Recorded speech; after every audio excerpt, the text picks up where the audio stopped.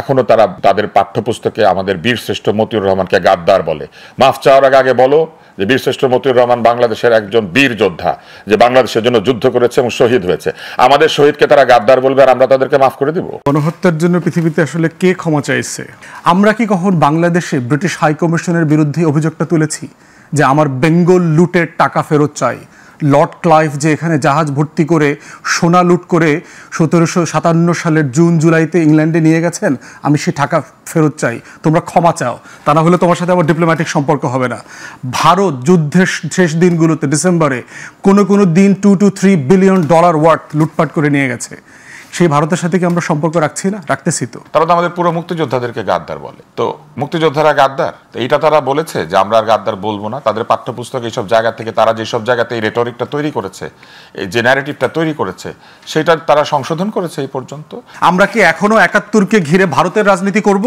24-এর গণ অভ্যুত্থান হয়ে গেছে দিল্লির আধিপত্যবাদের বিরুদ্ধে। আমরা ফ্যামিলি, আমরা পরিষ্কার মন নিয়ে আমাদের সামনে এগোনো দরকার। ইসাক দার এটি আহ্বান করেছেন। পরিষ্কার মন নিয়ে সামনে এগোনো দরকারের মতোই যে এতগুলি অমীমাংসিত বিষয়, সেগুলো অমীমাংসিত রেখেই আমরা সামনে এগোবো, নাকি আসলে উনি কি চাইছেন আমাদের কাছে? উনি আমাদের কাছে নিঃশর্ত আত্মসমর্পণ চাইছেন। উনি চাইছেন যে ওনারা যেটা বলবেন আমরা সেটা মেনে নিব। ওনারা 1971 সালে শুধু না, 47-এর পর থেকে 71 পর্যন্ত একাধিকবার বাঙালি জাতিকে ওই সময়ের পাকিস্তান রাষ্ট্র এবং সরকারের মুখোমুখি করেছেন। 52 সালে পাকিস্তান সরকার গুলি চালিয়েছিল আমাদের ভাষা আন্দোলনকারীদের উপর। এরপরে বিভিন্ন সংগ্রামে আন্দোলনে তারা গুলি চালিয়েছে এবং সেই গুলিতে বহু বাঙালি নিহত হয়েছে। আসাদের রক্তাক্ত শার্ট নিয়ে কবিতা লেখা হয়েছে। জহির রায়হান জীবন থেকে নেয়ার মতো সিনেমা তৈরি করেছেন এবং এই আন্দোলন এবং সংগ্রাম অব্যাহত ছিল, কেননা পাকিস্তান রাষ্ট্র কোনোদিনই বাঙালিদেরকে পরিবার মনে করে না। আইয়ুব খান 10 বছরের চেয়ে একটু বেশি শাসন করেছেন। তিনি একটা বই লিখেছিলেন ফ্রেন্ডস নট মাস্টার্স, এবং সেইখানে তিনি আমাদের জন্মসূত্র নিয়ে ব্যঙ্গ করেছিলেন। আমাদেরকে তিনি অযোধ্যা জাতি, ভীরু জাতি, এমনকি আমাদের জন্ম হয়েছে নিম্ন জাতের হিন্দু সম্প্রদায়ের মধ্যে থেকে, এইসব কথাবার্তা তার সে বইয়ের মধ্যে আছে। ফলে আমাদের প্রতি তাদের কোনো রেসপেক্টেবল অ্যাটিটিউড ছিল না, আমাদের প্রতি তাদের কোনো রেসপেক্ট ছিল না। এইখান থেকে তারা কিছু জগন্নাথ তাদের হয়ে কথা বলে এরকম লোককে একাধিকবার পাকিস্তানের প্রধানমন্ত্রী বানিয়েছিলেন। সেরকম প্রধানমন্ত্রী তো কাজী জাফরকে আমরা দেখেছি হতে, এরশাদের, তারপর আমরা দেখেছি মওদুদ আহমেদকে হতে। স্বৈরাচার তো যাকে তাকে খুশি যখন তখন প্রধানমন্ত্রী বানাতে পারে। গণতান্ত্রিক কোনো প্রধানমন্ত্রী আমাদের বাঙালিদের কাছ থেকে তারা হতে দেন নাই, এবং এই প্রধানমন্ত্রী হতে দিবেন না, বাঙালিকে তার শাসন করতে দিবেন না, এটা নিয়েই কিন্তু যুদ্ধটা। যদি তারা তখন সেইগুলি মেনে নিতেন, আমাদেরকে পরিবার মনে করতেন। এখন তারা খুব ইসলামকে স্মরণ করছেন, রাসূলুল্লাহ সাল্লাল্লাহু আলাইহি ওয়াসাল্লামের উদাহরণ দিয়েছেন। যখন তারা আমাদের উপর গুলি চালিয়েছেন, ধর্ষণ করেছেন, এটা কোন ইসলামে ছিল? কোথায় ছিল যে বাঙালি জাতিকে ধর্ষণ করা যাবে, বাঙালি জাতিকে হত্যা করা যাবে, বাঙালি জাতির উপরে রাতের অন্ধকারে ট্যাঙ্ক চালিয়ে দিতে হবে? অপারেশন সার্চ লাইট কি জিনিস আমরা দেখি নাই? আমরা তো দেখেছি আমাদের বুদ্ধিজীবীদেরকে ঘর থেকে ডেকে নিয়ে হত্যা করতে আমরা দেখি নাই? এগুলি তারা বলছেন পরিষ্কার করে ফেলতে হবে আমাদের মন থেকে। আমাদের মন থেকে এই জিনিস পরিষ্কার করতে হলে তাদেরকে পাকিস্তানে আরও বিরাট পরিষ্কার অভিযান চালাতে হবে, কেননা তারা বলেছেন 2বার নাকি এটা সমাধান হয়েছে। এটা আরেকটা মিথ্যাচার, কেননা 2বার আসলে সমাধান হয় নাই। এমনকি তারা যখন সিমলা চুক্তি করেছিলেন, এটা ভারতের সাথে করেছেন, আমাদের সঙ্গে করেন নাই কিন্তু। এবং সিমলা চুক্তিকে তারা বন্দি প্রত্যার্পণ চুক্তি করেছেন, ভারতের সঙ্গে লাইন অফ কন্ট্রোল ঠিক করেছেন, এবং এই চুক্তি কিন্তু দ্বিপাক্ষিক। ওইখানে বাঙালিদের পক্ষ থেকে, বাংলাদেশের পক্ষ থেকে একজন উপস্থিত ছিলেন, কিন্তু সেই চুক্তিতে তার কোনো মতামত কিংবা কোনো কিছু ছিল না। এটা র্যাটিফাইড হয়েছে 2 দেশের পার্লামেন্টে, পাকিস্তান এবং ইন্ডিয়ার মধ্যে। সেখানে তারা বন্দি প্রত্যার্পণ করার সময় তারা অঙ্গীকার করেছিলেন যে যুদ্ধাপরাধীদের তারা বিচার করবেন, যারা গণহত্যা করেছে তাদের বিচার হবে। তারা সেই বিচার করেন নাই।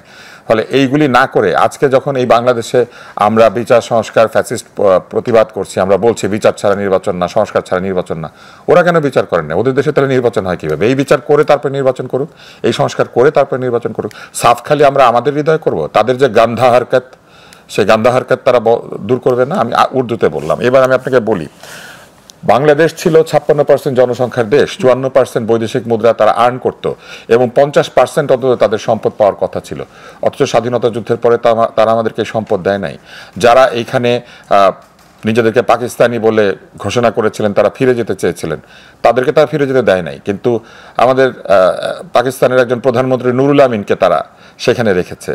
নিশ্চয়ই বুঝতে পারছেন যে তারা কাদেরকে আসলে পাকিস্তানি মনে করেছে। এইখানে যারা বিহারি, যারা উর্দুতে কথা বলে, তাদেরকে তারা পাকিস্তানি নেয় নাই, নিয়ে গেছে নুরুল আমিনকে। কারণ নুরুল আমিন হচ্ছে ওই যে পোষা, তো এইরকম পোষাদেরকে তো তারা নিয়ে গিয়েছেন। আমার কাছে আরও কথাবার্তা আছে, তবে তিনি যে পরিষ্কার হতে বলেছেন, আমার মনে হয় পরিষ্কার হতে চাইলে আগে তাদেরকে পরিষ্কার করতে হবে, তওবা করতে হবে আল্লাহর কাছে, মানে করজোরে মিনতি করে তাদের গোটা জাতির জন্য তাদের মাফ চাইতে হবে। কারণ এই জাতি আমাদের উপর অত্যাচার করেছে। এই অত্যাচারের কথা হামিদুর রহমান কমিশনের মধ্যে লেখা আছে, যেখানে বলা আছে যে পাকিস্তান আর্মি হচ্ছে সেই আর্মি যারা সাকসেসফুলি তাদের নিজের জাতিকে অধিকার করতে পারে, নিজের জাতিকে দখল করতে পারে, নিজের জাতিকে হত্যা করতে পারে। এবং 12 কপি হামিদুর রহমান কমিশনের রিপোর্ট তৈরি হয়েছিল, যার মধ্যে 11টা পুড়িয়ে ফেলে ভুট্টো এটাকে বহুদিন প্রকাশ করতে দেন নাই। এটা এখন প্রকাশিত হয়েছে, কিন্তু আপনি উইকিপিডিয়াতে গেলে দেখবেন এন্ট্রি আছে 50 লাইনের, কিচ্ছু নাই ওখানে। তারা এটা উইকিপিডিয়াতে এন্ট্রি দিতে দেন না, হলেই সেখানে গিয়ে ঝামেলা তৈরি করেন। অনেক কথা আছে, কিন্তু এই ভদ্রলোক যে বললেন ইসলামের দোহাই দিলেন, কোন ইসলামে বলা আছে যে মুসলিমের উপরে গুলি চালানো যাবে? কোন ইসলামে বলা আছে মুসলিম নারীকে ধর্ষণ করা যাবে? কোন ইসলামে বলা আছে গুলি চালানোর পরে আরেক স্বৈরাচার পারভেজ মোশাররফ এখানে এসে হাসিতে খুশিতে বলেছেন আমাকে মাফ করে দাও? ওনারা তো পারভেজ মোশাররফে মাফ তো করেই নাই, পারভেজ মোশাররফে খেদাই দিচ্ছে ওই দেশ থেকে। তো সেই পারভেজ মোশাররফ আমাদের কাছে মাফ চাইছে। মনে করেন পতিত স্বৈরাচার গিয়ে পাকিস্তানে গিয়ে এখন বলছে যে আমি তো আসেন মিলে যাই, তো ওনারা একটা শুনবে পতিত স্বৈরাচারের কথা? পারভেজ মোশাররফ তো পতিত স্বৈরাচার, তো সেই পতিত স্বৈরাচার নাকি আমাদের কাছে মাপ চেয়েছে। ভুট্টোকে তারা ফাঁসি দিয়েছে, ওই ফাঁসির আসামি এসে আমাদেরকে বলেছে যে তাদের দেশের আইনে ভুট্টোকে ফাঁসি দেওয়া হয়েছে, তো সেই ফাঁসি কাস্টে ঝোলা ভুট্টো নাকি আমাদের কাছে মাপ চেয়েছে। যদি মাপ চাইতেই হয় অফিসিয়ালি চাইতে হবে, পার্লামেন্টে এসে র্যাটিফাই করতে হবে এবং আইনের মধ্যে এটা আনতে হবে যে আইনগতভাবে পাকিস্তান মনে করে যে পাকিস্তান আমাদের উপরে অত্যাচার করেছে এবং সেই অত্যাচার মানবতার বিরুদ্ধে অত্যাচার। এটা না করা পর্যন্ত আসলে তারা কিভাবে বলেন ভুইল্লা যাও? কিন্তু এই একটা শুধু আপনার কাছ থেকে জেনে যাই, আমি ফুয়াদ ভাইয়ের কাছে যাব, সেটা হচ্ছে তিনি বলেছেন 2বার এটা সমাধান হয়েছে। উনি ভাবছেন সমাধান হয়েছে। আচ্ছা, কিন্তু আসলে কি যখন জুলফিকার আলী ভুট্টো এসছেন তিনি সরাসরি এই কথাটা বলেছেন যে আমরা ক্ষমা চাই? না, উনি বলেন নাই, উনি এটা কোথাও বলেন নাই। এবং শেখ মুজিবুর রহমান এই জন্য প্রচন্ড সমালোচিত হয়েছিলেন। ওই সময়ের প্রথম এই ঢাকার বিভিন্ন জায়গাতে প্রতিবাদ উঠেছিল তার বিরুদ্ধে এবং প্রবল বিক্ষোভ হয়েছিল, এবং উনি কিন্তু এটা বলেন নাই। এমনকি নিয়ম হচ্ছে আপনি যদি স্মৃতিসৌধে যান টুপি খুলে শ্রদ্ধা জানাবেন, উনি অনেক কিছু করতে অস্বীকৃতি জানিয়েছিলেন। উনি বুদ্ধিজীবীদের স্মরণ করেন নাই এবং এখানে যে বুদ্ধিজীবী হত্যা হয়েছে সেটার দায় নেন নাই। এখনো তারা বাংলাদেশ তাদের পাঠ্যপুস্তকে আমাদের বীরশ্রেষ্ঠ মতিউর রহমানকে গাদ্দার বলে। মাফ চাওয়ার আগে বলো যে বীরশ্রেষ্ঠ মতিউর রহমান বাংলাদেশের একজন বীর যোদ্ধা, যে বাংলাদেশের জন্য যুদ্ধ করেছে এবং শহীদ হয়েছে। আমাদের শহীদকে তারা গাদ্দার বলবে আর আমরা তাদেরকে মাফ করে দিব? অনেক ধন্যবাদ। আসিফুজ্জামান ফুয়াদ, এই আলোচনাটাতে কেন আসতে চাই, কারণ এইটা আসলে 54 বছর ধরেই পাকিস্তানের সাথে সম্পর্কের ক্ষেত্রে বারবারই এটা আসছে যে গণহত্যার জন্য পাকিস্তান আসলে ক্ষমা চাইবে কিনা এবং সেটার কোনো আনুষ্ঠানিক ক্ষমা প্রার্থনা তাদের হবে কিনা। 2বার এই কথা হয়েছে তিনি বলেছেন। অমীমাংসিতর মধ্যে অন্যতম গুরুত্বপূর্ণ হচ্ছে এই গণহত্যার জন্য ক্ষমা প্রার্থনা করা। আপনার পড়াশোনা, আপনার জানাশোনার মধ্যে যেমন নূর ভাই বললেন, আব্দুল নূর তুষার ভাই, যে তিনি সরাসরি কখনো ক্ষমা চান নাই। আপনার কি মনে হয় যে এরকম কোনো ঘটনা ঘটেছে তারা কেউ ক্ষমা চেয়েছে? ধন্যবাদ। গণহত্যার জন্য পৃথিবীতে আসলে কে ক্ষমা চাইছে? ধরেন ব্রিটিশরা আমাদেরকে তো 190 বছর ঔপনিবেশিক শাসন কায়েম করেছে। এখানে কি পরিমাণ লুট তারা করেছে, কত শত কোটি মানুষকে তারা হত্যা করেছে, আহত করেছে, পঙ্গু করেছে 200 বছরে। সেই জায়গাতে দেখেন যে ইন্ডিয়ার পক্ষ থেকে কিন্তু বারবার শাশি থারুরের একটা বিশাল বই আছে এই ব্যাপারে, ইনগ্লোরিয়াস এম্পায়ার, যে ব্রিটিশদের 200 বছরের আমলনামা। কারেন্ট সময়ের অর্থনীতিবিদরা আপনার যে পরিমাণ ক্যালকুলেশন করেছে তাতে বলা হচ্ছে ব্রিটিশরা 44 trillion pound, dollar, what ever it is, ধরেন এই অ্যামাউন্টের টাকা কারেন্ট টাইমে 200 বছরে তারা লুট করেছে। এখন ব্রিটিশদের কাছে কি আমরা ক্ষমা পেয়েছি কিনা, অথবা এই আবেগ তুষার ভাই কি ব্রিটিশ হাই কমিশনারের সামনে বলেন কিনা যে আমার এই যে আজাদির লড়াইতে 200 বছর ধরে যে আমার ক্ষয়, আমার যে লুট, আমার যে লক্ষ লক্ষ আজাদির লড়াইয়ের বীর পুরুষদেরকে তো হত্যা করা হয়েছে। আজকের আপনার এই জগন্নাথ কলেজ, পুরান ঢাকার যে এই যে পার্ক, এইখানে কোনো কোনো দিন 3500 স্বাধীনতা যোদ্ধাকে একদিনে ঝোলায় ফেলছে গাছের সাথে। আমরা ক্ষমা চেয়েছি কিনা? দেখেন, হিস্ট্রির বর্ডার, সীমানাটা খুব কন্টেস্টেড হিস্ট্রি। আপনি দেখেন ট্রাম্প কদিন আগে মনে আছে কিনা আপনার, সে কানাডাকে 51তম রাজ্য আকারে ইনকর্পোরেট করবার কথা ঘোষণা করেছে, কারণ তার একটা হিস্ট্রি আছে ওখানে। ওই যুদ্ধটা এখনও শেষ হয়নি এই মনস্তত্ত্বে। মেক্সিকান বর্ডার দেখবেন সিরিয়াস ইস্যুজ আছে আমেরিকার সাথে, মেক্সিকোর সাথে। পৃথিবীর প্রত্যেকটা বর্ডার দেখেন, ভারতের সাথে চায়না, ভারতের সাথে পাকিস্তান, নেপাল, ভুটান, সীমান্ত এমন একটা জটিল জায়গা, কোনো একটা জায়গাতে এসে আপনাকে ক্ষান্ত হইতে হবে যে আমি কি অতীতে বাস করব, প্রতিদিন কি আমি অতীতে ফিরে যাব, না এটা আমি একটা ফিউচারিস্টিক রিলেশনশিপের দিকে যাব, এটার প্র্যাগম্যাটিক জায়গাটা কোথায়? আমরা কি কখন বাংলাদেশে ব্রিটিশ হাই কমিশনের বিরুদ্ধে অভিযোগটা তুলেছি যে আমার বেঙ্গল লুটের টাকা ফেরত চাই? লর্ড ক্লাইভ যে এখানে জাহাজ ভর্তি করে সোনা লুট করে 1757 সালের জুন জুলাইতে ইংল্যান্ডে নিয়ে গেছেন, আমি সেই টাকা ফেরত চাই, তোমরা ক্ষমা চাও, তা না হলে তোমার সাথে আমার ডিপ্লোম্যাটিক সম্পর্ক হবে না। ভারত যুদ্ধের শেষ দিনগুলোতে ডিসেম্বরে কোনো দিন $2 to $3 বিলিয়ন ওয়ার্থ লুটপাট করে নিয়ে গেছে। সেই ভারতের সাথে কি আমরা সম্পর্ক রাখছি না? রাখতেছি তো। সমাধান কি এটার? মানে আপনি যদি প্রচুর এই আবেগ, আমি তুষার ভাইয়ের মুখে গত 16 বছর ভারতের বিরুদ্ধে দেখি নাই, ভারত যে দিল্লির এই আবেগ আমি ফেলানি হত্যার বিরুদ্ধে কথা বলেছি, আমি সীমান্ত হত্যাকাণ্ডের বিরুদ্ধে কথা বলেছি, আমি ভারতীয় দূতাবাস যখন এইখানে 3000 টাকায় টোকেন বিক্রি করে আমি সেটার বিরুদ্ধে কথা বলেছি। 13 বছর ভারতীয় দূতাবাস আমাকে ভিসা দেয় না।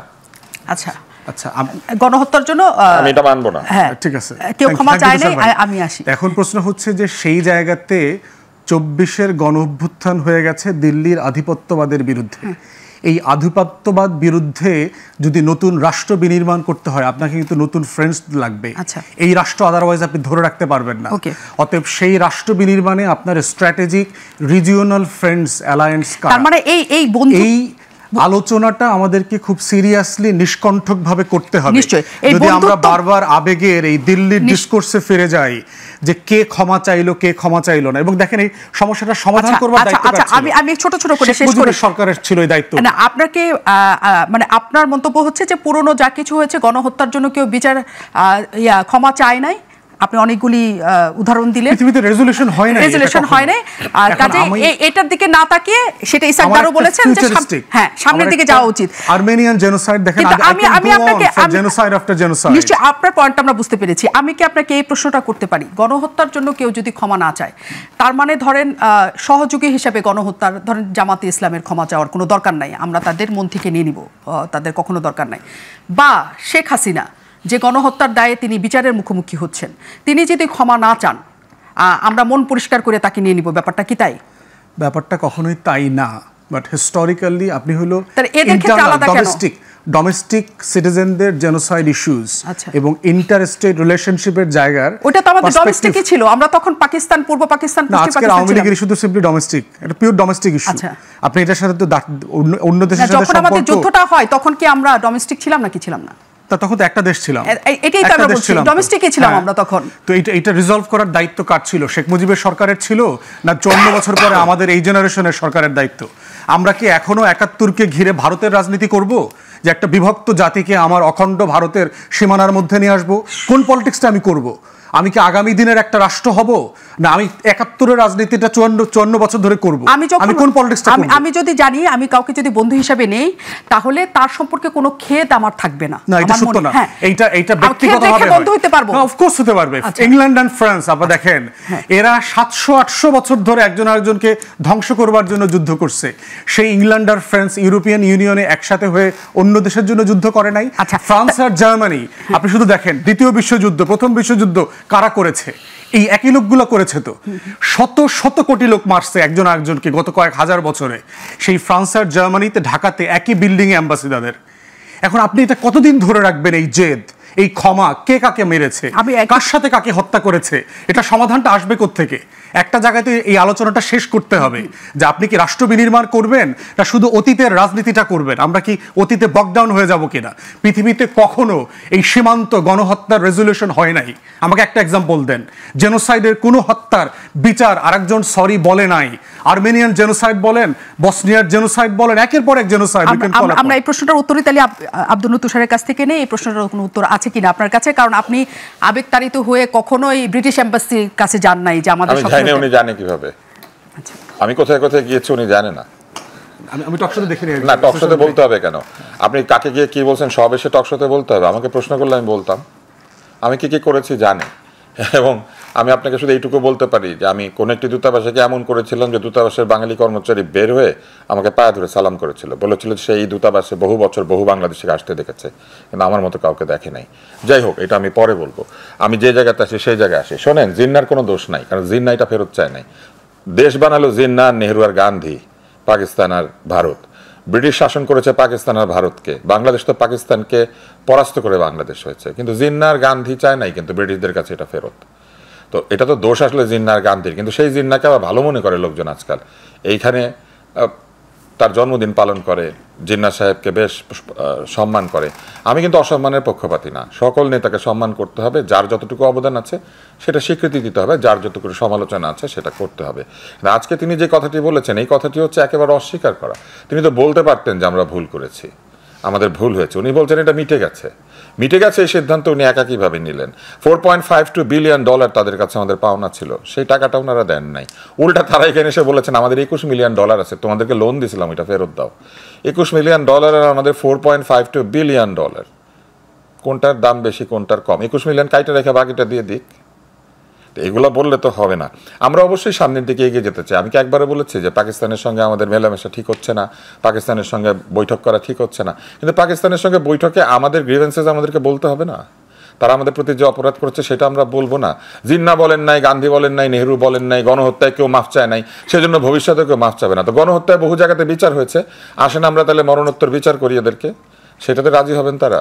সেটাও তো রাজি হবেন না। এবং এই বিচারের জন্য তারা কথা দিয়েছিলেন সিমলা চুক্তিতে, তারা কিন্তু বাংলাদেশকে স্বীকৃতি দেন নাই সিমলা চুক্তিতে। তারা ওইখানে ভারতের সঙ্গে যুদ্ধ করেছেন, তারা ওইখানে স্বীকারই করেন নাই যে একটা বাংলাদেশ নামে নতুন রাষ্ট্র হয়েছে। তারা মুক্তিযোদ্ধাদের সঙ্গে যুদ্ধ করেছেন, তারা বলেছেন এটা পাক ভারত যুদ্ধ। তো এটা নিয়ে আমরা প্রতিবাদ করি নাই, আমরা বলি নাই যে এটা পাক ভারত যুদ্ধ না, এটা বাংলাদেশ। এখানে আসাদুজ্জামান ফুয়াদ একটা কথা বলেছেন যে সবকিছু পিটপাট করে ব্যক্তিগত ক্ষেত্রে হয়তো বন্ধুত্ব হয়, কিন্তু রাজনৈতিক বা কূটনৈতিক ক্ষেত্রে সব করে এগোতে হবে তা তো না। একটা রাষ্ট্রের কিছু মৌলিক জায়গা থাকে, সেই জায়গাতে অনুশোচনা, ক্ষমা প্রার্থনা, এগুলো হচ্ছে গুডউইল। রিকনসিলিয়েশন কমিশন একটা করেছিল, তারা একটা ট্রুথ কমিশন করেছিল, তারা কোনো রকম এটাকে স্বীকার করেছে যে তারা এখানে গণহত্যা চালিয়েছে। নিজেদের দেশের ইতিহাসে কোথাও লেখা আছে তারা এখানে গণহত্যা করেছে? মুখে মুখে বলল আর হয়ে গেল? তারা ইতিহাসটাকে ঠিক মতো লিখেছে। তাদের তো এই জন্য ক্ষমা চাওয়া উচিত যে তারা ফ্লাইট লেফটেন্যান্ট মতিউর রহমান সহ সকল বীরশ্রেষ্ঠকে গাদ্দার বলে, তারা তো আমাদের সেক্টর কমান্ডারদেরকে গাদ্দার বলে, তারা তো আমাদের পুরো মুক্তিযোদ্ধাদেরকে গাদ্দার বলে। তো মুক্তিযোদ্ধারা গাদ্দার? তো এইটা তারা বলেছে যে আমরা আর গাদ্দার বলবো না। তাদের পাঠ্যপুস্তক এইসব জায়গা থেকে তারা যেসব জায়গাতে এই রেটরিকটা তৈরি করেছে, এই যে ন্যারেটিভটা তৈরি করেছে, সেটা তারা সংশোধন করেছে এই পর্যন্ত। বরং ইমরান খান বলেছে, ইমরান খান স্পেসিফিক্যালি বলেছে যে সে মনে করে যে পাকিস্তান অন্যায় করেছে, সেই জন্য ইমরান খান জেলে। ইমরান খানকে তারা থাকতে দেয় নাই।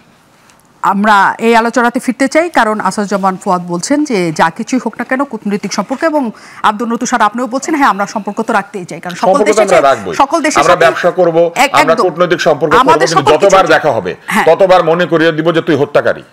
কিন্তু এইটা বলে আমরা শেখ হাসিনার লোকদের সাথে দেখা হইলে আমরা এখন বলবো না যে আপনি হত্যা করেছেন, ওরকম যতবার দেখা হবে বলবো আপনি হত্যা। কিন্তু এটা করে আসলে সামনে এগোনো যাবে কিনা? এটা 100 বার যাবে। ব্যবসার ক্ষেত্রে, কূটনৈতিক ক্ষেত্রে, বন্ধুত্বের ক্ষেত্রে, আমাদের এগিয়ে যাওয়ার ক্ষেত্রে এগুলো পিছনে ফেলতে হবে। আসাদুজ্জামান ফুয়াদ এখানে বলছেন এবং সবাই সেটা বলছেন। আসাদুজ্জামান ফুয়াদের কাছে আমি ফিরতে চাই। তিনি বলছিলেন যে সবকিছু অতীতের ভুলে আমাদের বন্ধুত্বের হাত বাড়ানো উচিত, কারণ সেটা আমাদের জন্য দরকার। আমি ছোট্ট করে শুধু এটা জানতে চাই কেন দরকার। দেখেন, দ্বিতীয় বিশ্বযুদ্ধ যখন শুরু হইল, হিটলার যখন আপনার ড্যানজিগ করিডোর পোল্যান্ডে অ্যাটাক করলো এবং যুদ্ধ শুরু করলো, রাশিয়াও কিন্তু এফেক্টেড হইল। এবং হিটলার যুদ্ধ হেরে গেছে, কিন্তু একটা বড় কারণ হচ্ছে রাশিয়ার স্নোফল, উইন্টারের সময় অ্যাটাক করেছে এবং তার জেনারেলরা বলেছিল। এখন দেখেন, সোভিয়েত ব্লকের সাথে ক্যাপিটালিস্ট ওয়েস্টার্ন ব্লকের তো মারাত্মক সমস্যা বলশেভিক রেভলিউশনের পর থেকে চলছে, কিন্তু সেই দ্বিতীয় বিশ্বযুদ্ধের সময় আপনি দেখবেন হিস্টোরিক্যাল পিকচার আছে চার্চিলের সাথে রাশিয়ান সোভিয়েত ইউনিয়নের প্রধান এবং আমেরিকার প্রেসিডেন্টের বিখ্যাত ছবি আছে, একসাথে মিলে যুদ্ধ করছে। দ্বিতীয় বিশ্বযুদ্ধের পরের যেই জার্মানি ফ্রান্স অ্যাটাক করলো, দখল করলো, পুরো ইউরোপে তাণ্ডব করলো, ইউরোপিয়ান ইউনিয়ন তৈরির উদ্যোগটা কারা নিল? এই ফ্রান্স আর জার্মানি মিলে কিন্তু নিয়েছে। এখন প্রশ্ন হচ্ছে যে পৃথিবীতে এই ঐতিহাসিক অনেকগুলো লড়াই প্রতিটা সীমান্তে সীমান্তে আটকে আছে। আপনি গ্রিসে যান, ম্যাসেডোনিয়াতে যান, বলকান অঞ্চলে যান, প্রত্যেকটা জায়গায় দেখবেন যে আলেকজান্ডার দ্য গ্রেট কার, এই একটা বিতর্ক আছে যে আপনার সে কার সুপুরুষ, সে কার হিরো। এই আলোচনা মানে তর্কে একটা দেশের সাথে আরেকটা দেশের যুদ্ধ লেগে যাওয়ার মতো অবস্থা তৈরি হচ্ছে। আপনি বসনিয়া হার্জেগোভিনাতে যান, সার্বিয়ান এবং নন সার্বিয়ান ক্রোয়েশিয়ান পিপুলের সাথে তার 1200 সালের একটা ঘটনা, এই ঘটনা তাদেরকে এখনও তাড়িত করছে। এখন প্রশ্ন হচ্ছে আপনাকে একটা জায়গায় তো মানে এটা কতদূর আপনি টানবেন, অতীতকে আপনি কত দূর টেনে নিতে পারবেন? প্র্যাগম্যাটিক লিডারশিপ এই জায়গাতে হিস্টোরিক্যালি খুব বেশি আসে না। এই যে দেখেন সারা বিশ্বে যে কলোনিয়াল যে মানে ম্যাসাকার আমরা দেখলাম 200, 250, 300 বছর, ফ্রান্স বলেন, ইংল্যান্ড বলেন, বেলজিয়াম বলেন, জার্মানি বলেন, যাদের যেখানে কলোনি ছিল, কে এইটা রেপারেশন নিয়ে আলাপ করেছে? অনেকগুলো ক্যারিবিয়ান কান্ট্রি কিন্তু কমনওয়েলথ থেকে উইথড্র করেছে, রিজাইন করেছে, কারণ ইংল্যান্ডের রানীকে অথবা রাজাকে ক্ষমা চাইতে হবে কলোনিয়াল ইয়ের জন্য এবং রেপারেশন দিতে হবে। আমার এই যে 100, 150, 200 বছরের যে ঔপনিবেশিক শাসনের লুটের টাকা ফেরত দিতে হবে। শশী থারুর কংগ্রেসের পলিটিশিয়ান, সে বলছে প্রয়োজনে $1 করে $1 করে বছরে দেন, কিন্তু দিতে হবে, কিন্তু দিতে হবে $1 করে দেন। আপনি দিতে না পারলে বলেন যে আমার কাছে বেশি টাকা নাই, কিন্তু আমাকে $1 করে হলে দিতে হবে as a recognition that things were not correct, আপনি যা করেছেন সেটা ঠিক ছিল না, এইটা বলবার জন্য। এখন এই প্র্যাগম্যাটিজম কোনো রাষ্ট্র ইউজুয়ালি দেখাইতে পারছে না, পারে না। এটা হিস্টোরিক্যালি আমরা দেখেছি, কারণ সীমানা একটা কন্টেস্টেড হিস্ট্রি। প্রতি 100 বছর, 80 বছর, 150 বছরের ভিতরে সীমানা পরিবর্তন হয়ে যায়, রাষ্ট্র থাকে না। 100 বছর আগে আমরা কেউ ছিলাম না। আমাদের কখনোই যুদ্ধাবস্থা নতুন করে তৈরি হওয়া, অনেক তিক্ত অবস্থা এরকম ছিল না, কখনোই ছিল না। 71 পরে ছিল একটা অবস্থান ছিল আমাদের, সেটা হচ্ছে শেখ হাসিনার পুরো 16 বছরে আমরা দেখেছি যে সেটা অনেকখানি কমতে কমতে কমতে কমতে অনেক শেষ হয়ে গেছে। ইন্ডিয়ান ফরেন পলিসি ইমপ্লিমেন্টেড হওয়ার কারণে এটা হয়েছে। আমরা নতুন করে 5 আগস্টের পর কেবল জানুয়ারি থেকে এই পর্যন্ত 3 জন মন্ত্রীকে আসতে দেখেছি, সচিব পর্যায়ের উচ্চ পর্যায়ের বৈঠক দেখেছি, বাণিজ্য ক্ষেত্রে অনেক কিছু দেখেছি, সামরিক ক্ষেত্রে 2 বাহিনীর সামরিক বড় কর্মকর্তাদের একসাথে বসতে দেখেছি। মানে 13 বছরে যা কিছু হয় নাই বা 13 বছর আগে যা কিছু হয় নাই, পাকিস্তানের সাথে হঠাৎ করে আমাদের সম্পর্কটা আমরা অনেকখানি একটা জায়গায় কোথায় যেন নিয়ে যেতে চাচ্ছি, এরকম একটা ব্যাপার আছে। অনেকখানি নিয়ে যেতে চাচ্ছি ব্যাপারটা এরকম না, তাহলে যতটুকু পিছনে চলে গেছিল 16 বছরে এটা টানতে টানতে দিল্লির ফরেন পলিসি এস্টাবলিশ করতে করতে এখানে পাকিস্তানের সাথে আমাদের কাগজের একটা সম্পর্ক ছিল, আর কিছুই ছিল না। বাংলাদেশের গোয়েন্দা সংস্থা পুলিশ গিয়ে পাকিস্তানের এয়ারলাইন্সে পর্যন্ত রেড দিচ্ছে, তার অ্যাকাউন্ট সাসপেন্ড করে দিয়েছে, $কয়েকশো মিলিয়ন সে পর্যন্ত টাকাটা মানে ট্রান্সফার করতে দেয়নি। সম্পর্কটা এই লেভেলে চলে গেছে। সেই সম্পর্কটা গ্র্যাজুয়ালি ডেভেলপ করছে, খুবই মানে স্লোলি দেখতে পাচ্ছি আমি। ব্যাপারটা এরকম না যে ভিজিবল হচ্ছে, যেটা ভিজিবল সেটা হচ্ছে গণমাধ্যমে দিল্লির এজেন্ডা সেটিংটা ভিজিবল।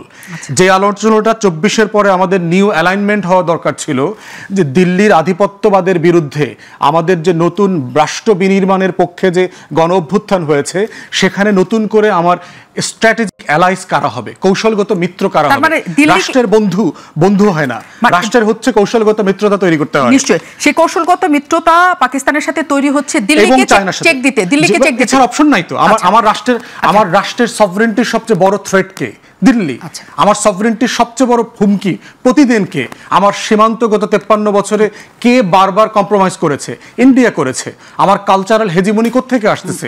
কলকাতা থেকে আসছে। তাহলে আমাকে চীনের সাথে, শ্রীলঙ্কার সাথে, মালদ্বীপের সাথে, নেপালের সাথে এবং পাকিস্তানের সাথে যারাই দিল্লির এগেনস্টে দাঁড়াচ্ছে, তাদের সবার ভিতরে তো আমার একটা অ্যালায়েন্স দরকার, কারণ আমার স্বাধীনতা রক্ষা করবার স্বার্থে আমার তো কোনো অপশন নাই। আমি কার সাথে সম্পর্কটা তৈরি করব? আমেরিকা এসে, ইউরোপ এসে তো আমাকে এখানে ডিফেন্ড করতে পারবে না, করলে চায়না পারবে, এবং সেটা তো দেখিয়েছে। তার মানে এই সম্পর্কের ক্ষেত্রে আসলে দিল্লি অবশ্যই কেন্দ্র। আমার শত্রু সাপেক্ষেই হচ্ছে আমার রাষ্ট্র বিনির্মাণ প্রকল্প হতে হবে। অনেক ধন্যবাদ।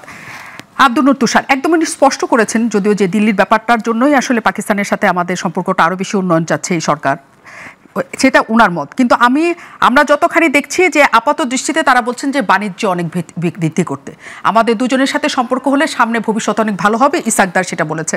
কিন্তু আমাদের তথ্য আসলে যতটুকু বলছে যে মানব উন্নয়ন সূচকে বাংলাদেশের অবস্থান যেখানে 129, পাকিস্তানের অবস্থান হচ্ছে 161। বাংলাদেশের রপ্তানি আয় পাকিস্তানের চেয়ে $20 বিলিয়ন বেশি। বাংলাদেশের রিজার্ভ পাকিস্তানের দ্বিগুণ। বাংলাদেশের মানুষের গড় আয়ু পাকিস্তানের চেয়ে বেশি, এবং অনেক অনেক অনেক সূচকে বাংলাদেশের, আপনি কারেন্সি জানেন, পাকিস্তানের চেয়ে শক্তিশালী। মানে অনেক ক্ষেত্রে আমাদের এত ভালো ভালো অবস্থান থাকতে শুধু দিল্লিকে চেক দেওয়ার জন্য পাকিস্তানের সাথে এই সম্পর্কটা আসলে আপনি কেমন করে দেখেন? আমি ভালোভাবেই দেখি, যেখানে আপনার ব্যবসা আছে আপনি ব্যবসা করবেন। দিল্লি যদি আমাদেরকে তাদের শক্তি দিয়ে দাবিয়ে রাখতে চায়, আমি মনে করি আমরাও এরকম তাদের চেয়ে এগিয়ে আছি, আমরা একটু পাকিস্তানকে দাবিয়ে রাখি, অসুবিধা কি? কিন্তু সেইটা তো কেউ বলছে না। পাকিস্তান হলো ভাই, পাকিস্তানকে ভাই মনে করার আগে ভাইকে বলতে হবে যে ভাই তোমাকে মেরে ধরে গাদ্দার বলে, বিশ্বাসঘাতক বলে আমি ভুল করেছি, এটা তারা বলবে না। এখন শোনেন, পাকিস্তানের সাথে রাজনৈতিক অনেক শত্রুতা করেছে আগের সরকার, কিন্তু পাকিস্তান থেকে তুলা আমদানি বন্ধ ছিল না।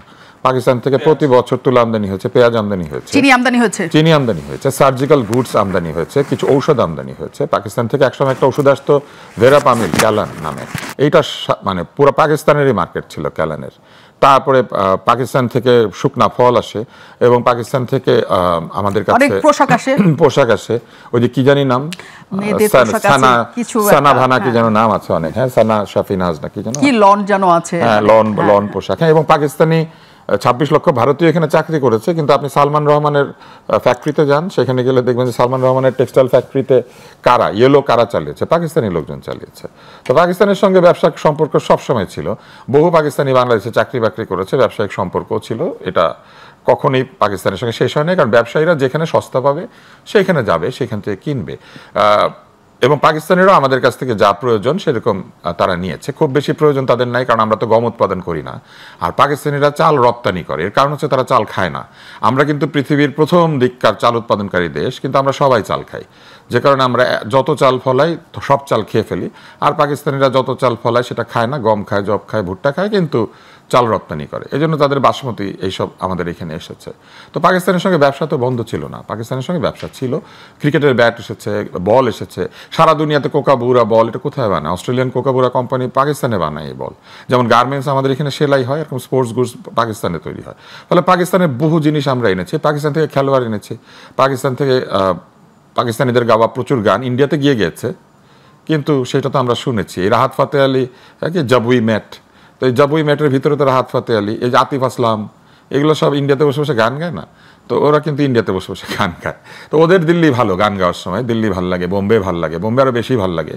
হ্যাঁ, কিন্তু অন্য সময় আর কি পাকিস্তানিদের দিল্লি ভালো লাগে না, নাচ গান করতে হলে দিল্লিতে যায়। এই সবই হচ্ছে friendship of advantage and benefit. কূটনীতিতে আমরা বেনিফিট নিব, ব্যবসাতে আমরা বেনিফিট নিব, কিন্তু নৈতিকতার জায়গায়, রাজনীতির জায়গায় আমরা তো সবসময় দাবি করব যে ইউ হ্যাভ টু সেই সরি। ওই দাবি তো আমরা ছেড়ে দিব না। আমি তাইওয়ানের স্বাধীনতার দাবি চায়না মেনে নিয়েছে, তাইওয়ানের সাথে চায়না ব্যবসা করে না, পুরা ব্যবসা করে। হংকং যখন আলাদা ছিল তখন হংকংয়ের সাথে চায়না ব্যবসা করে নাই, ব্রিটিশ প্রোটেক্টরেট করেছে। তাইলে এইটা ব্যবসার অজুহাত দিয়ে এই রাজনৈতিক প্রশ্নটাকে এড়িয়ে যাওয়া হচ্ছে আরেকটা ডাইভার্সন ক্রিয়েট করা। এবং আমি তো বারবারই বলছি যে তারা তাদের ঐতিহাসিকভাবে তাদের বাচ্চাদেরকে শেখায় যে আমাদের সেনাবাহিনীর বীরশ্রেষ্ঠরা গাদ্দার। আপনি বীরশ্রেষ্ঠকে যারা গাদ্দার বলে আপনি মেনে নেবেন? আপনি মনে করেন দিল্লির শত্রু আমার বন্ধু, এটা যদি আপনি মেনে নেন তাহলে তো খুবই ভালো কথা, কোনো অসুবিধা নাই। কিন্তু সেই শত্রু যদি আমার সাথেও শত্রুতা করে থাকে তারপরেও মেনে নিতে হবে, কারণ সে এখন দিল্লির একটু ঢিল মারে, ইটা মারে। কিন্তু মজার ব্যাপার আছে, আপনি তো আদানির টাকা দেওয়া বন্ধ করেন নাই, আদানিকে তো ঠিক মতো টাকা দিচ্ছেন। ভারতীয়দের কোনো পেমেন্ট বন্ধ করেছেন? কোনো ভারতীয়কে চাকরি বন্ধ করে দিয়ে পাঠিয়ে দিয়েছেন ভারতে, যারা এখানে চাকরি করতো, যারা চলে গিয়েছে নিজে নিজে গিয়েছে। ফলে এই যে কথাগুলি বলা হচ্ছে, ব্যবসা ইন্ডিয়ার সাথেও চলছে, ব্যবসা পাকিস্তানের সাথেও চলছে, শ্রীলঙ্কার সাথেও চলবে, ব্যবসার দোহাই দিয়ে তো আপনি রাজনীতিকে ঠিক করতে পারবেন না। কিন্তু এখানে যে কথাটা বলছি, যেহেতু ভারতের একটা আগ্রাসন এই দেশে আছে, ভারত হচ্ছে কেন্দ্র। আসুজ্জামান ফুয়াদ ভাই যেটা বলছেন যে এই পুরো পাকিস্তানের সাথে সম্পর্কের ক্ষেত্রে ভারত হচ্ছে একটা কেন্দ্র, কারণ তাদের বড় ধরনের আগ্রাসন করার জন্য আমার একটা বন্ধু তৈরি করতে হবে, সেটা পাকিস্তান হতে পারে। এখন পাকিস্তানের সাথে আমরা বন্ধুত্ব করব, কারণ ভারতের সাথে আমরা এখন আর বন্ধুত্ব চাই না। তাহলে আমাদের স্ট্র্যাটেজি কি হচ্ছে যে কারোর সাথে বন্ধুত্ব করব, কারোর সাথে শত্রুতা? তাহলে সেটা কি পাকিস্তানের ক্ষেত্রে এক সময় হবে, ভারতের ক্ষেত্রে এক সময় হবে, এরকম দোলাচাল থাকবে, নাকি সবার সাথে আসলে সমান বন্ধুত্ব? এটা আমরা করতে পারতাম যদি আমরা আমেরিকার মতো শক্তিধর রাষ্ট্র হতাম, তাহলে আমরা করতে পারতাম। আজ তুমি আমার বন্ধু, কাল তুমি আমার বন্ধু না, either you are with us or you are my enemy, আমরা বলতে পারতাম। কিন্তু আমাদের তো সেই সক্ষমতা, সেই শক্তি নাই। আপনি চিন্তা করে দেখেন, আমাদের তো চায়নার থেকে আমাদের সব অস্ত্রশস্ত্র আনতে হয়। তো এখন তো বলেছে চায়নার থেকে কিছু আনতে গেলে আমেরিকার কাছে জিজ্ঞেস করে নিতে হবে। তো এইগুলা কি এক ধরনের আগ্রাসন না? এটাও তো আগ্রাসন।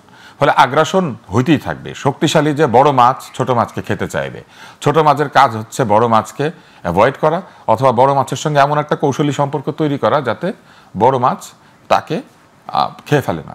তো আমাদেরকে ওইরকম একটা জায়গায় যেতে হবে, একটা সিম্বায়োটিক রিলেশনশিপ তৈরি করতে হবে সবার সঙ্গে। এখানে ভারত, পাকিস্তান, নেপাল, ভুটান কেউই শত্রু না, কেউই বন্ধু না। আমার যখন যাকে প্রয়োজন হবে আমি তার সঙ্গে ব্যবসা বাণিজ্য করবো, কিন্তু কারোর সঙ্গে শত্রুতা করব না। এটাই হওয়া উচিত, কারণ শত্রুতার খরচ দেওয়ার মতো ক্ষমতা এবং যোগ্যতা দুইটার কোনোটাই আমাদের নাই। আপনি দেখেন মিয়ানমার এতগুলি রোহিঙ্গাকে আমাদের এখানে ঠেলে ফেলে দিয়েছে। কিছুদিন আগে মিয়ানমারে বন্দুকের গোলাগুলির শব্দ হচ্ছিল, আমাদের এখানে আমরা জাহাজ বন্ধ করে দিয়ে বসেছিলাম। মিয়ানমারে পটকা ফুটলে আমাদের এখানে জাহাজ বন্ধ হয়ে যায়। সেন্ট মার্টিন আমরা জাহাজ চালাতে পারি না, আমাদের 2টা সাবমেরিন আছে, কিন্তু তারপরে আমরা এখানে জাহাজ চালাতে পারি না। এই শক্তি নিয়ে আমরা আসলে কার সাথে লড়াই করবো? আসলে আমাদের কাজ লড়াই করা না, আমাদের কাজ হচ্ছে লড়াই যাতে না হয় সেই ব্যবস্থা সেদিকে যাওয়া। এবং তাইলে আপনি মিয়ানমারের সাথেও বন্ধুত্ব করেন, রোহিঙ্গাদের পাঠিয়েছে, তাতে কি হয়েছে? কোনো তো অসুবিধা নেই। ব্যবসা বাণিজ্য করলে, সম্পর্ক করলে, এটা তো স্ট্র্যাটেজিক্যালি মিয়ানমার আমাদের ভালো বন্ধু হইতে পারে। চায়নার সাথে করেন, অন্য যারা আছে তাদের সাথেও করেন, সবার সাথে বন্ধুত্ব করেন, শুধু ওইদিকে কেন এই 5000 মাইল দূর করে ওইদিকে গেলে অসুবিধা।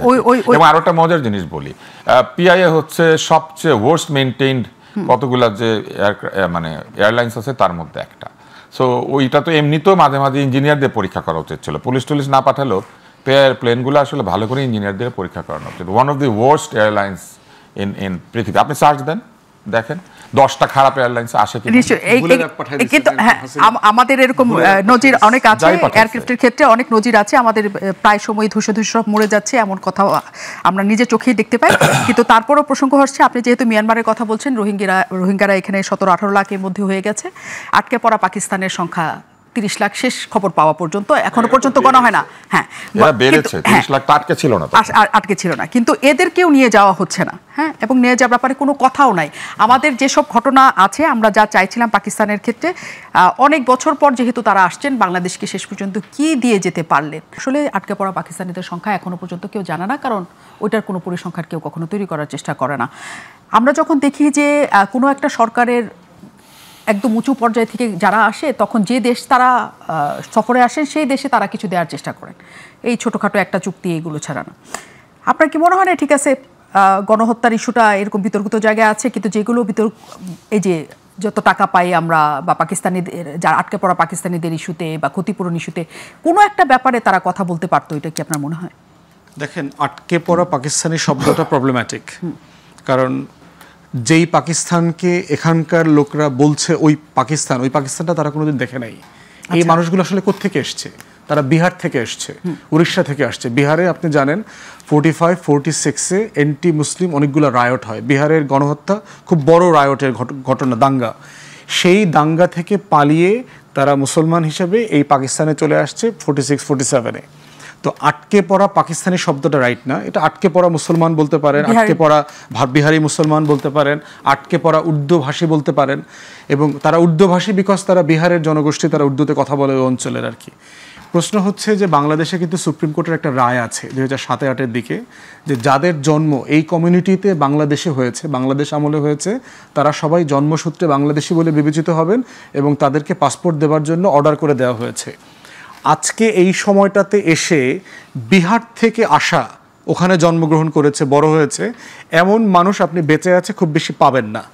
তো সেই জায়গাতে মানে প্রচুর দাবি আছে, মানে আমরা এখানে আটকে পড়ে আছি, আমরা ওই পাকিস্তানে ফেরত যেতে চাই, এই রকম দাবি এই কমিউনিটিতে অলমোস্ট কেউ নাই।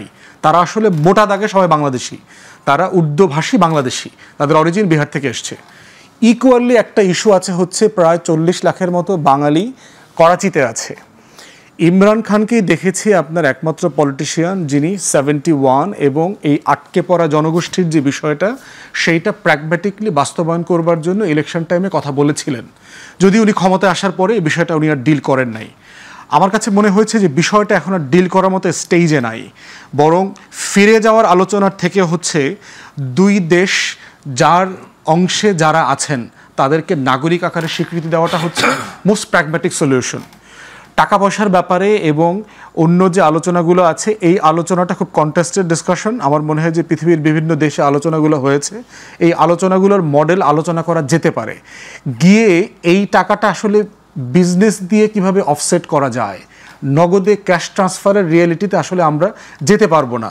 আপনি ওইটা তখন বাজার মূল্য, এখন বাজার মূল্য, তখন কি প্রোডাক্ট আমার এখানে রপ্তানিযোগ্য ছিল, এখন আমি কি উৎপাদন করি, এই প্রসেসটা অনেক জটিল। বরং হচ্ছে যে বিজনেসের মধ্য দিয়ে এটাকে অফসেট করা, বিজনেস বাড়ানো, আমদানি রপ্তানি বাড়ানো, একটা প্রসেসের মধ্য দিয়ে ধরেন আমাকে বললো যে আগামী আমরা এটা অফসেট করবো কিভাবে, আমি ডিউটি ফ্রি আমি ইম্পোর্ট অ্যালাউ করব। কাস্টমস ফ্রি ইম্পোর্ট অ্যালাউ করব, তাহলে এটার মধ্য দিয়ে যেটা হবে, আগামী 25 বছর আমার বিজনেস কমিউনিটি এই অফসেটটা করে ফেলবে। এটার মধ্য দিয়ে দুইটা দেশ অর্থনৈতিক সম্পর্ক তৈরি করতে পারবে, দুই দেশ বেনিফিটেড হবে, কেউ কাউকে ক্যাশ না দিয়ে। তো সেরকম অনেকগুলো মডেল পৃথিবীতে আলোচনা হয়েছে ইতিমধ্যে, কমনওয়েলথের অনেকগুলো দেশে এটা হয়েছে, সেটা হতে পারে। এখন এই প্রসেসগুলো আলোচনা করা দরকার, বাট আলোচনার ফোকাস থাকতে হবে ফিউচার, পাস না, ফিউচারিস্টিক জায়গাতে যেতে হবে। আব্দুল তুষার, ব্যবসা নিয়ে তো আসলে তর্কটা হচ্ছে না, তর্কটা হচ্ছে গণহত্যার জন্য মাফ চায় নাই, তাদের সঙ্গে যে এইসব ইস্যু রিজলভ হয় নাই সেটার জন্য মাফ চায় নাই। ঠিক আছে, 50 বছর হয়ে গিয়েছে, আমরা বললাম তারা আর ফিরে যাবে না, তো 50 বছর হয়ে গেলে রোহিঙ্গারা আর ফিরে যাবে না, আমাদের নাগরিক হয়ে যাবে, এই তো।